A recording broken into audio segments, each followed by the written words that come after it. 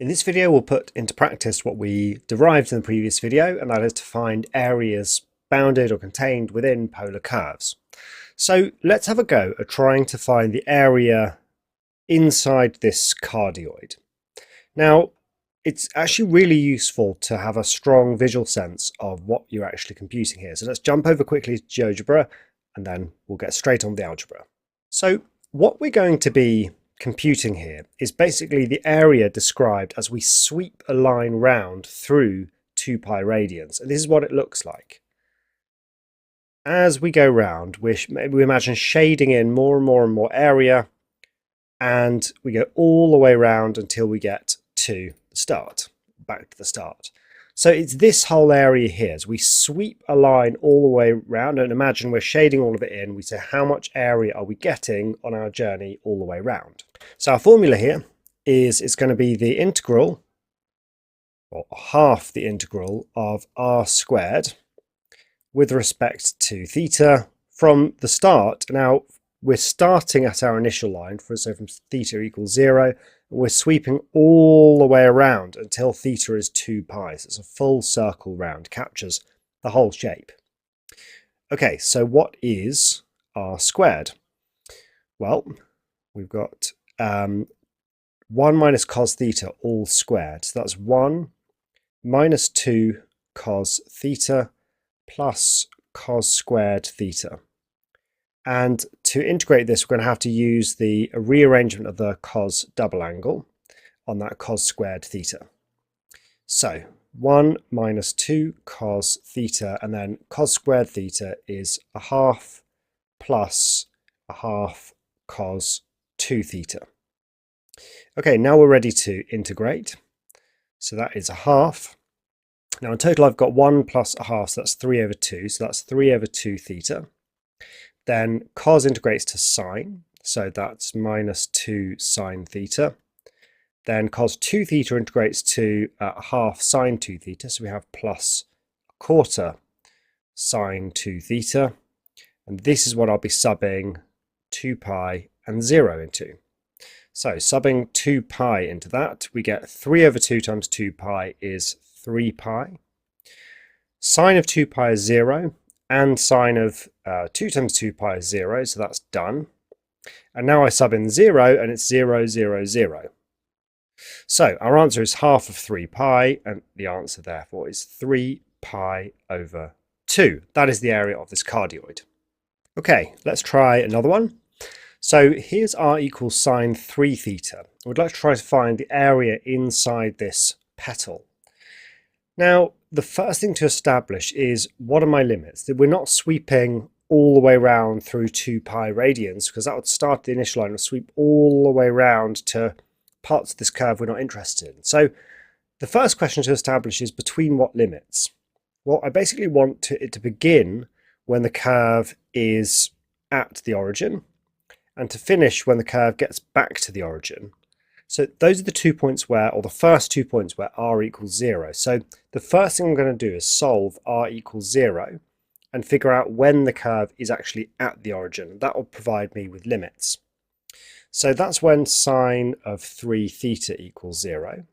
And that will be when 3 theta is 0 or pi or 2 pi or so on, which means that's when theta is 0, pi over 3, 2 pi over 3, and so on.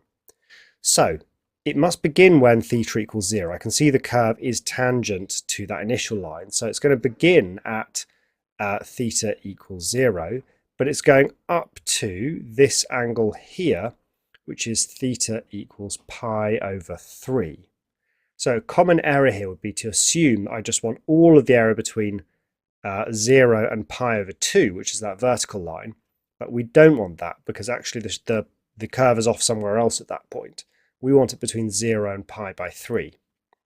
So my area is going to be half of the integral between 0 and pi over 3 of r squared, which is sine squared 3 theta. Again, I'm going to have to use the cos double angle rearrangement for that one. So the cos double angle here, the angle doubles from 3 theta to 6 theta. So it's half minus a half cos 6 theta. Okay, we can now integrate this. So that's half. And then we've got half theta. What have we got here? Well, cos 6 theta integrates to a sixth sine 6 theta. So that's minus 1 over 12 sine 6 theta between 0 and pi over 3. Okay, so subbing in pi over 3, I have half of pi over 3, which is pi over 6. And then I also have a 12th of sine 6 theta. Now 6 times pi over 3 is 2 pi, and sine of 2 pi is 0, so that's it. And then it's minus, well, it's 0, right? Because if I sub 0 in here, I get half of 0 and the sine of 0. So the answer here is pi over 12. So pi over 12 is the area of that petal there. Okay, finally, let's look at this problem. Now, we actually looked at this a couple of videos back when we were looking at differentiating polar curves. And we did parts A and parts B, but actually this is all setting us up for part C. So just to remind you what the question was, we've got this polar curve with equation A sine 2 theta between 0 and pi by 2. And we've got this half line which goes and chops it at the point P, which is actually the maximum point on the curve. So we discovered that at that point, cos of phi is 1 over root 3, and we discovered actually what the length of that line was as well.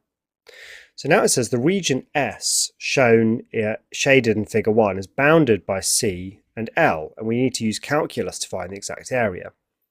So that's going to involve basically shading this region all the way up until this line here.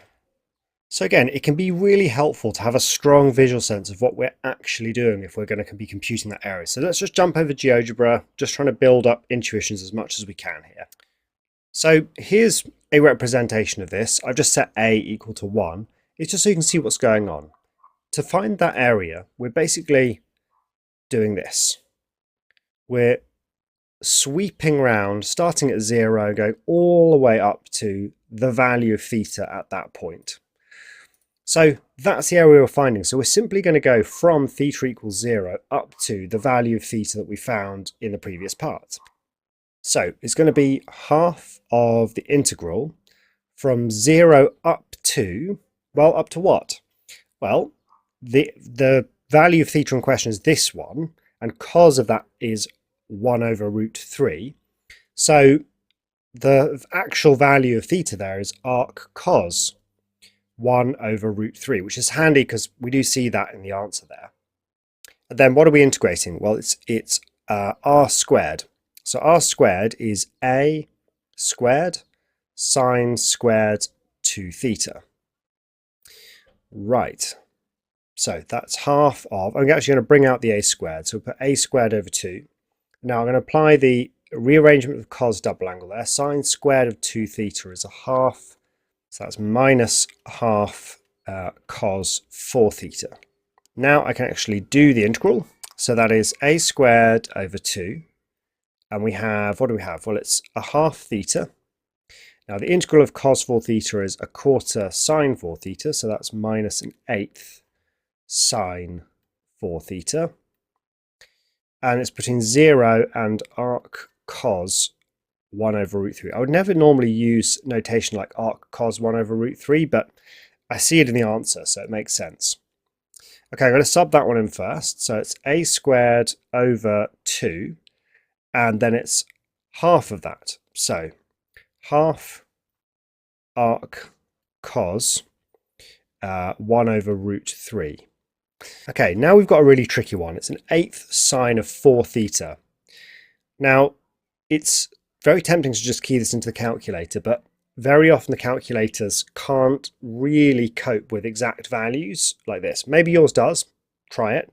I'm going to show you how to do this by hand. So we have this value of theta here, which is arc cos of 1 over root 3. So that means that cos theta is 1 over root 3. And what am I looking for? I'm looking for sine of 4 theta. So what is that? Well, sine of 4 theta is 2 sine 2 theta cos 2 theta. Well, I can basically just keep on breaking this up until I have it all in terms of cos thetas. Because what do I have? I have 2, well, sine 2 theta is 2 sine theta cos theta. So that's 2 times 2 sine theta cos theta. And cos 2 theta I can write as 2 cos squared theta minus 1. Now, cos theta is fine. That's 1 over root 3. 2 cos squared theta minus 1 is fine. It's 1 over root 3, but that's sine theta. What can I do with that? Well, I've got 4 from the 2 times 2. Well, sine theta is the square root of 1 minus cos squared theta. And so what I actually have now is a massive expression all in terms of cos theta for the thing I was interested in. Substituting in cos theta equals 1 over root 3, I have 4 times the square root of 1 minus a third multiplied by 1 over root 3 multiplied by, well, 2 cos squared theta is a third, so that's 2 thirds minus 1. All of which gives me minus 4 root 2 over 9. So that's what we're getting here. So it's minus 4 root 2 over 9, but then there's an eighth of that. So it's minus 4 root 2, not over 9, but over 72. Luckily, when I sub in 0, it's just 0 because half of 0 is 0 and sine of 0 is 0. Okay, what have they got? What have we got? Well, we've got the a squared. We want something divided by 36. So I'm going to pull out 1/18. So if I force that to be 36, I need to multiply this by 18, and half of 18 is 9, so 9 arc cos 1 over root 3. And then what do we already have here? Well, 4 over 72 is just 18. Pulling out the 18, I've just left with root 2. And there's the answer as required. So quite a fiddly one, and but it's 7 marks, so of course it's challenging. Right, that's all for now. In the next video, we'll look at a few more challenging integration problems with polar curves. So see you there.